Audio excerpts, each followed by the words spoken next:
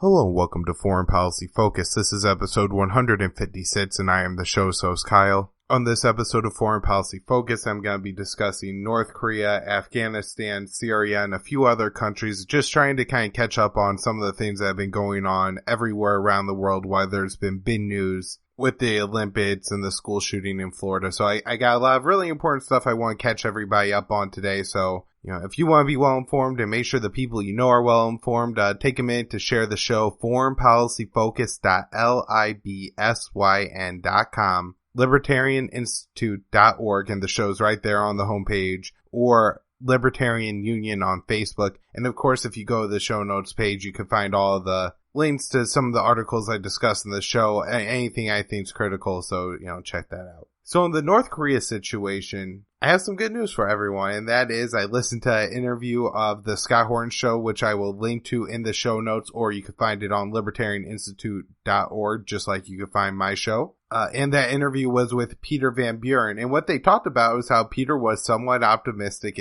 and this is what he said about the situation with North Korea. One of the things he pointed to is something that I thought was maybe a lesser important, point here, but this is why I listened to Peter Van Buren talk about Scott Horton, is because I always learn new things. And he said that the attendance of Kim Jong-nam, who is the 90-year-old I had just briefly mentioned in being the, highest ranking non-Kim member of the North Korean government. I think he's like the president of the People's Assembly. I mean, I think for the most part, the title is somewhat figurehead. I'm sure he does have some power within North Korea. But, something I pointed out on the show before that I think is always important to mention. Everywhere, there's always factions. It's not like even in the Soviet Union, there weren't factions of people that oppose the government. The same thing in, communist China. However, because there's so much centralized power in these states, even if you are a lesser faction and you do exist and, maybe you have a little bit of power, that's all the government always lets you have. However, if they add too tyrannically, well, then somebody might rise up and overthrow them. And this is kind of the careful balance that dictators of all kinds try to achieve, right? Is, take as much power as you can without upsetting so many people that they all group together and come and lynch you. And so I'm sure this guy is somewhat separate from Kim Jong-un, but, does mostly answer to him. But the significance of him attending is that he's one of the North Koreans that actually isn't sanctioned by the United States. And Peter Van Buren at least suggested, and, kind of outright said that this is intentional mostly on both sides, that they've, kind of North Korea has kept this guy away from the nuclear weapons program, and the United States has said, oh, we see why you're doing that, wink, wink, we'll go along. And this allows this guy to travel outside the United States and stay places. The Sheraton Hotel Group or corporation, whatever it is, allowed Kim Jong-un's sister to stay at one of their hotels, and now they possibly face sanctions for providing her with lodging. Of course, this is all ridiculous, right? Like, the point of sanctions isn't to make sure diplomacy can't happen. In fact, it's the exact opposite. It's to force diplomacy to happen. Anytime that sanctions are butting up against diplomacy, well, then the sanctions should immediately be disregarded if you're being genuine and honest about the reason that you want to have sanctions on a country. So if for example, the North Korean hockey team wants to buy hockey sticks, Trump should, just hop on the air right there and say, hey, all the companies of the world, if you're providing jerseys or hockey sticks or, lodging to the North Koreans while they're at the Olympic Games, don't worry about it. We're not going to sanction you. This is a good step. This is a step in the right direction. But this isn't necessarily the case, right? I don't think that sanctions are ever meant to actually force negotiations or to force a people to rise up and overthrow their government. I think it's a failed tactic that everybody probably knows doesn't work. However, if you go through the motion of sanctioning the government first, then when you bomb them, you can say, well, we tried everything we could. And we're hearing a lot of that rhetoric. If you remember back to, I believe, Monday's show, I played the clip of John Bolton shrugging his shoulders and say, well, we've sanctioned them for 18 years and nothing's working, so I guess now we have to bomb them. You get the same kind of talk with the Iranian nuclear weapons program or, sanctioning Iraq all those years. They always say, well, we sanctioned them. We tried to do it the peaceful way, but, it turns out that these people are real stubborn, and every single one of them hates and just wants to kill Americans, so now we have no choice but to bomb them. And I'm sure this will be part of the excuse for why the Americans need to attack Iran as the Trump administration continues that slow, beat of the war drum and march towards war with Iran as well.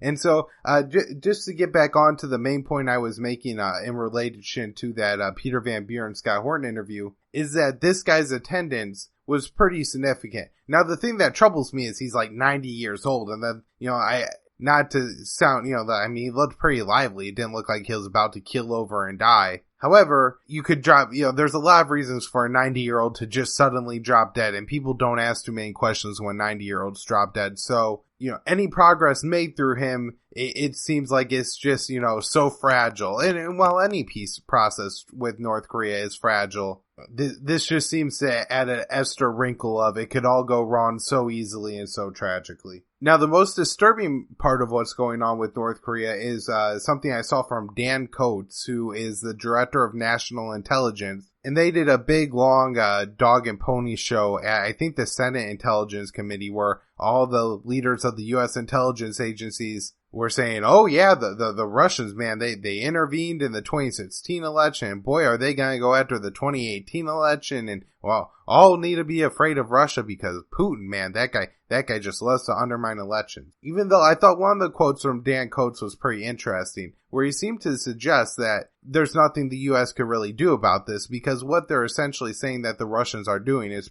producing fake news, and that Americans believe that and then vote Republican. And so he somewhat kind of slid in there that, well, the solution is for Americans not to be tricked by fake. So I don't know. I just thought that was a little bit of an interesting outline statement from the rest of oh yeah, Russia's dangerous and we got to do something about it. But anyways, in that, we have an admission from Dan Coates that North Korea is an existential threat to the United States. Now, apparently, either he doesn't know what the word threat or existential means, or maybe he doesn't understand what the United States is. One of those three definitely has to be the case. I think that if you define the United States as South Korea, you have a hard time proving that North Korea is an existential threat to South Korea. North Korea could certainly inflict some pretty heavy damage on South Korea if they chose to launch an offensive war on the South Koreans. However, the North Koreans are pretty limited in their military options. I mean, they have artillery, they have nuclear bombs. They could inflict some damage on South Korea, but then they don't have I don't think a real strong air force or anything like that. And it's a pretty poor country. And so I think, the North Koreans float their 1 million man army or whatever. But from my understanding, it's pretty undertrained and under-equipped. And so, I'm just saying, you have a hard time proving, but maybe it is, North Korea being an existential threat to South Korea. If North Korea was lucky, what we're talking about, the possible harm North Korea could inflict on the United States, would be maybe hitting the United States base in Japan or in Guam with a missile. And it's not an existential threat to the United States. It's a threat. They could inflict some damage on the United States. Absolutely. No doubt. And that's why that's the idea of having a nuclear deterrent. But the idea that they could wipe out the United States and kill all Americans is absolutely ridiculous. And Daniel Larison does a pretty good job of pointing that out in an article I'll link to in the show notes. Moving on to Afghanistan news. The Taliban have issued an open letter asking for peace talks with the Americans. I really doubt this is going to happen, seeing how about a month ago the Trump administration announced they weren't going to have talks with the Taliban. However, I guess it's good that the Taliban are asking for peace. I think they invited Rand Paul to peace talks, which I'm guessing he wouldn't be able to go to unless he was granted some sort of permission by Trump. But he is about the only American politician that seems to make any sense on this issue anymore. And I talked about that in my last episode of the show. The other thing that I think this symbolizes is that that the Taliban know that they're winning that war, and that they're inflicting damage on the Americans, and that it's not very politically popular in the United States, and that they're in a strategic position to now negotiate. And I don't know what they would look for, or if peace talks could really be arranged, or if the Taliban would even say to them, if the Americans agreed to them, But I do think this is a sign that the Taliban know that they're winning that war. It's possibly a sign that the Americans know they're losing, and that's why they won't, are refusing to negotiate in talks. We have a UN report saying that 10,000 civilian casualties occurred in Afghanistan in 2017. I always just like to point out that casualties means are injuries and deaths, not just deaths, as I think some people think casualties apply. The last story I want to mention about Afghanistan is that the Afghan government says they're pushing out older officers. They're planning on retiring, I believe, 2,200 older officers in the next, 18 months. I'm not sure what the impact of this will be. I guess we kind of see it as maybe the policy unfurls. It does look like the Afghan National Army has way too many generals. They say there's more generals in that army than the U.S. military. And so there's probably a lot of people that are, just sitting around and getting paid. And, while they're losing the war, at the same time, they're alive and they're getting a paycheck. And, overall, it's not a bad gig in Afghanistan. And I'm sure it gives you some power over the local situation, too, so you could benefit, the people you want to benefit, take bribes. It's a strategic position to be in. And so, you may see some resistance from people who don't want to be pushed out. Do these people leave and end up joining up the Taliban maybe because they're upset about losing their paycheck? I'm sure not all these people, but will be replaced, but I'm sure some of them will end up being replaced, and who replaces them. So I think there's a lot of questions to be answered here. It could be a good thing, could be a bad thing. I don't want to bill it as catastrophic. It could be a good money saving move, and maybe it helps the Afghan army to kind of upgrade and modernize a little bit. Syria stuff. It looks like Putin made calls to both Assad and Netanyahu and told them to knock it off. And it looks like that's the case pretty much coming from everybody involved. Part of this may be because I believe the Russians operate a lot of the anti-aircraft or surface-to-air missiles in Syria. And so, additional Israeli attacks on those positions could lead to Russian fatalities, which would cause a pretty big problem. Also, the S-300 and 400 missile systems are very good missile systems. And so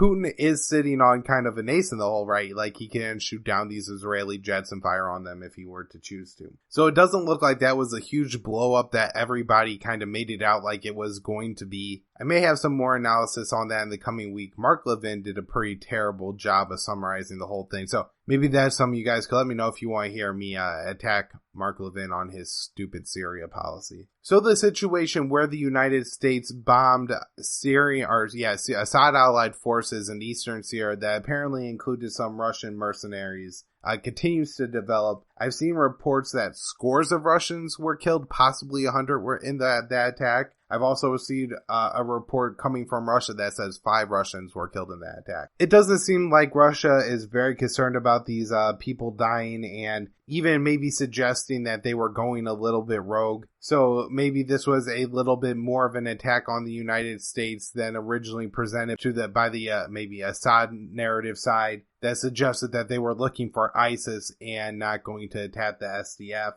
Still not very sure of what all went down there. Don't know if we ever will be. But this is a case where, if all these people who present Putin to be this like radical madman, where you do have Americans killing Russians in Syria, where the Russians are invited and the U.S. isn't, and Putin isn't using it to grandstand. He isn't taking this opportunity to stand up there and say, oh, now Russia needs to go war with the Americans, or even using this as leverage to try to force the Americans to accept a lesser role in Syria. He's not saying at the UN, well, look, the Americans killed 5 of our troops, and look, the Americans shouldn't even be in Syria. They're not invited. They're waging an aggressive war. Erdogan has announced that Turkey will continue to support or to continue their plan, which I'm guessing is more or less to push the Kurds east of the Euphrates River, which would mean taking both Afrin and Manbij. And this, he says this, it doesn't matter, even if the United States is going to give, according to the Trump budget, $500 million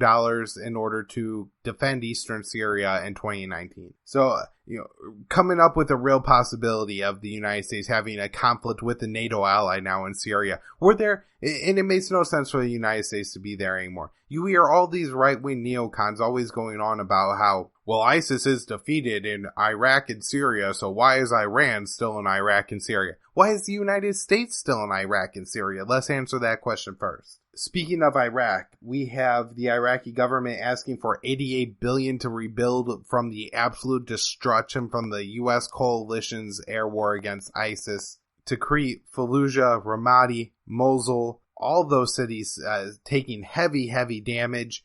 Some people are returning. There's a lot of displaced people, but it's just a terrible situation overall. But I guess this is one of the points I just want to make when people say war is an economic benefit. Well, the United States spent billions of dollars building the weapons to go over there and destroy Iraq, and now they need $88 billion to rebuild it. And in the meantime, what exactly did you achieve? It's not like over the past 16 years, the U.S. has created a situation in the world where there's less net jihadists now than there were before. There's maybe 100 times more jihadists than there were before 9/11. And so it's just absolutely wasted money. It's just so stupid. The Dutch foreign minister who had made up the allegations that Putin was going to expand and then told it to everybody in the world and said, this is why we need to build up NATO, has resigned because he admitted he told that lie. Couple stories out of Africa.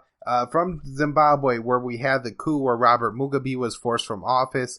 There was going to be an election from Mugabe's former vice president against the opposition party, and the leader of the opposition party has died. It looks like it wasn't a situation where he was killed. He was getting treatment for cancer in South Africa. And so I guess this again just throws a potential wrench into the Zimbabwe situation, which seems to, be relatively peaceful, again, for a transition of power in Africa. South Africa, which I think is seen as one of, or if not the most stable country in Africa, and also one of the only states to ever go from having nuclear weapons to not having nuclear weapons, has forced the former president, Jacob Zuma, from power and elected somebody new today. I'm not sure who that is. This may be my, kind of just natural political cynicism, but man, it always seems like meet the new boss, same as the old boss. So, we'll see what happens there, but it does seem like there's a lot of corruption people could point to from the Jacob Zuma regime. And coming from, not from Venezuela, but from the United States about Venezuela, we have both, I think, Tillerson and Rubio suggesting a military coup in Venezuela. So this, just very disturbing. We don't want a military coup in Venezuela, at least not one that could be blamed on the United States and that the United States is going to get all involved in. Military coups, I don't know, don't tend to work out as great deals for anybody involved. I would love to see the people of Venezuela become more free, but the track record of U.S.-backed military coups doesn't go very well. OPEC published a report saying that Venezuelan oil production was down 20% over the past year. This seems to be because not an intentional thing like they're cutting oil production to boost oil prices, but because the government there is so corrupt and so inefficient and so morally bankrupt that the oil refineries are just breaking down. Or not, I guess the drilling machines are breaking down, and not a great situation in Venezuela. All right, wrap up the show there. foreignpolicyfocus.libsyn.com, libertarianinstitute.org, iTunes, Stitcher, rating and review there. I really appreciate it. Do the daily news roundup at Libertarian Institute as well. I got some big news coming for everybody next week, so definitely tune into those shows. Maybe Wednesday, maybe Friday, I'll have a big story to share with everybody. Thanks.